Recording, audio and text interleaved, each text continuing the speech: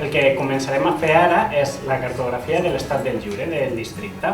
És a dir, aquestes iniciatives que hi ha als barris de Ciutat Vella on joves desenvolupen dinamització de joves els dissabtes, doncs anem a conèixer-les i anem a veure com funcionen, si tenen alguna mancança, de cara al jovent del districte. I a la Barceloneta només n'hi ha un, que és l'agrupament Escolta La Salle Barceloneta, que està per aquí, si no estic equivocat.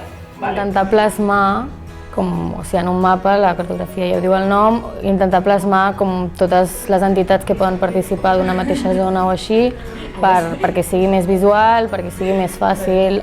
Espero poder conèixer millor el barri, per investigar una miqueta, per veure una mica més profundament el que nosaltres no podem veure simplement anant pel carrer. Crec que espero conèixer com altres realitats de Barcelona que treballen en àmbit de joventut, com ho podem fer nosaltres als respectius barris i als esplais. Per visibilitzar totes aquestes entitats i per també establir vincles amb altres barris i altres districtes també, i perquè les entitats puguin ajudar-se unes altres i agafar coneixements i eines. De quina necessitat neix això?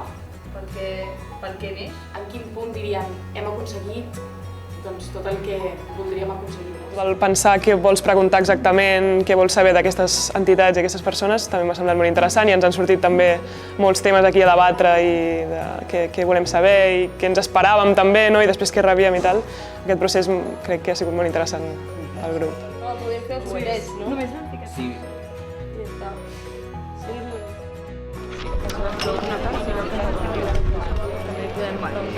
De fer entrevistes a la gent o de participar en projectes com aquests, que es tracta d'agafar la càmera i sortir al carrer i preguntar, és una cosa que m'agrada, m'interessa, i per tant ha sigut una oportunitat. Jo m'enduria per una banda com l'eina més d'organització i de gestió de diferents persones amb diferents rols creant aquest projecte, que jo no, clar, vull dir, jo soc monitora de l'esplai i tenim una manera molt concreta de treballar i no estava acostumada a treballar d'aquesta manera, i sobretot amb temes audiovisuals, perquè és un tema que no toco mai al meu dia a dia i m'ha semblat molt interessant com el procés d'aprendre a crear el WordPress, anar a fer com muntar una entrevista, que m'està fent els guions, després com fer una crònica, tot aquest tema més audiovisual m'ha semblat interessant. Al ser monitora ja estic ficada dins del món del lleure i qualsevol pensaria que coneixem totes les entitats, però no, perquè al final cadascú es mou pel seu barri, i aleshores extrapolar aquest lleure o entitats juvenils a un altre barri com és el de Ciutat Vella i que jo no coneixia per res perquè visc a Sants,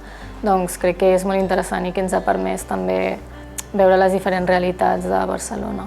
Des que ho vaig saber m'ha semblat un projecte molt interessant, perquè jo sí que visc a Ciutat Vella i realment crec que tenia molt desconeixement de quin és el teixit associatiu en general i més del món del lleure, que a més és on jo també soc voluntària i tot això. Llavors m'ha semblat molt interessant poder conèixer els projectes que estan al costat d'on jo visc.